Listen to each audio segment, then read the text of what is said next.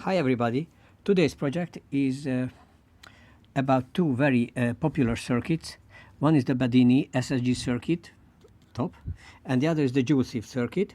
And I contend that there is only one real difference between these two circuits, and this is on the trigger side, because on the run side you can see the positive of the battery, and the current goes through the main coil and via an NPN transistor down to negative. Okay, so this is the run side, and the trigger side is powered from the negative of the battery. Okay, here is the negative, and it is connected to the trigger coil, and then a variable transistor. It's a 1K potentiometer and a 100 ohm resistor to the base of the transistor, and then back to the negative. Okay, so this is the Bedini side. And usually the coils are wound in opposite directions, so they oppose each other, just for the alternating magnetic field is to be created in the core. All right, so this is one. And if you want to protect your transistor, you'd better use a freewheeling diode or a neon bulb, which I installed here between the collector and the emitter of the transistor. Okay, and high voltage spikes are dissipated here in between the electrodes of the gleam of this a neon bulb. All right, if you want to use it for any useful purposes, for example charging batteries or impulse charging something, or generate impulses, you can put it here on the collector. Okay, so you have to connect a diode. This is usually 1N4001 or 1N4005 or 6 or 7, okay, whatever the voltage. And here you can see, here you can charge another battery, a discharged or a dead battery, and this is how it operates. Okay, this is the Bedini. Now the JouleThief is very similar, because you have also the positive of the battery, and the current goes through the main coil. Here's the main coil and the core, and they are connected, okay, opposing each other, and down into the transistor and negative. Okay, but the real difference is here, okay, because the trigger coil is also powered from the positive side of the battery. Okay, so the current goes into the coil, and through a variable resistor and the 100 ohm resistor to the base of the transistor. Okay, so in the Bedini, it's connected to the trigger is connected to the negative, and the JouleThief, the trigger is connected to the positive of the battery. Okay, and there was an interesting project by Tinman Power from Australia. Here is his channel's name. Okay, but he has created other channels as well. But this is very useful and very interesting to explore.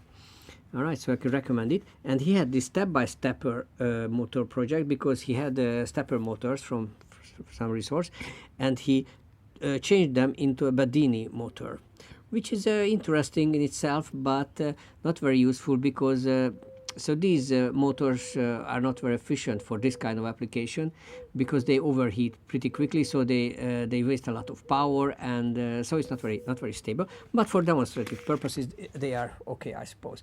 Now let's have a look at today's setup, which is right here. Okay, first I have to put it on the stand. Just a second. Here's a rubber band. All right, so it's on. Now you see an old battery, and I see 8.39 volts, which is very, very low. Okay, so this is really ready for a scrapyard. It's not to be used in a car anymore. But here you can see the step-by-stepper motor. I mean the stepper motor. Okay, and I also try to recreate the step-by-stepper project. Sorry, I have to reconnect the trigger coil. It goes pretty, yeah, probably here. All right, good. Yeah, okay, now, okay, you can see four wires. Okay, so these two wires are on the run side. Sorry. Okay, good. And the other two wires for charging. Okay, but we are not going to use the charging side today. Okay, so let's connect them up.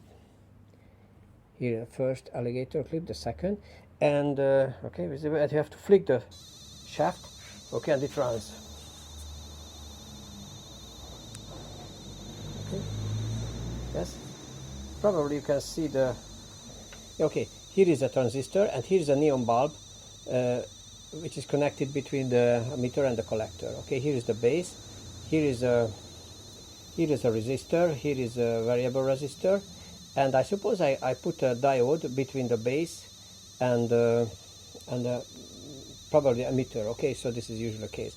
But it runs very nicely. Okay, if you stop it, okay, it won't take up any charge. Start.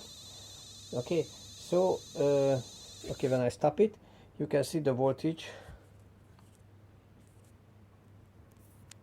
going up a little. Okay, so yeah, there is the, okay, 826. When I start it, it drops like 823. Okay, 822. Okay, only for 40 millivolts down. Okay, so not too much. Now let's stop it, and here is a trick. I'm going to change the trigger coil, which is this red wire, and into this other side, but it's very tricky because it looks like the black, but actually the red wire is fed through these holes. Okay, so here you can see the red. Okay, this is the red, and I'm going to connect the end. Okay, so this alligator clip, which goes into the trigger coil, to the end of the red cable. All right, now the trick is the next. So you have to connect, but flick the shaft at the same time, otherwise it stalls. Okay, so it's not good. So you have to have great timing. Okay, good. Yes. And as you can see and hear,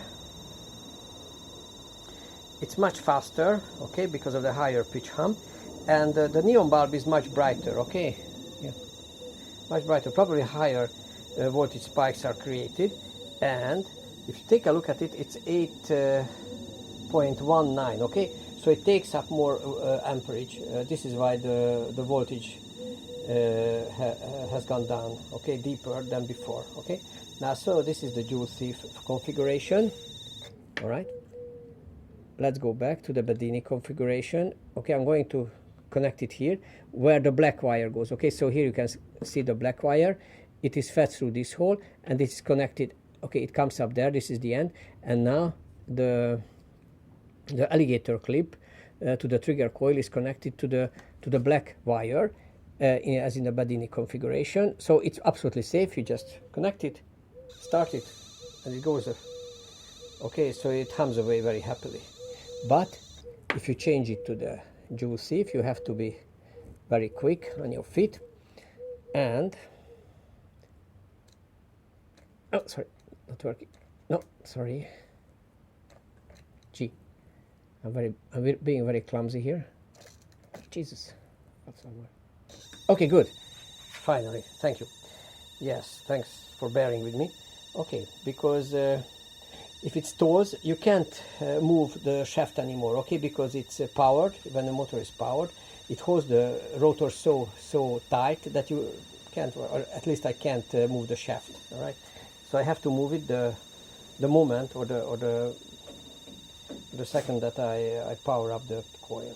But you can see it's much higher RPM and lower voltage, which means higher amperage draw, okay, or current draw, and higher spikes as well, okay, because of the brightness of the neon bulb here. Okay, so yeah, this was the project, and so we can further investigate it or do some other research as well. Okay, God bless you all, and bye. Peace.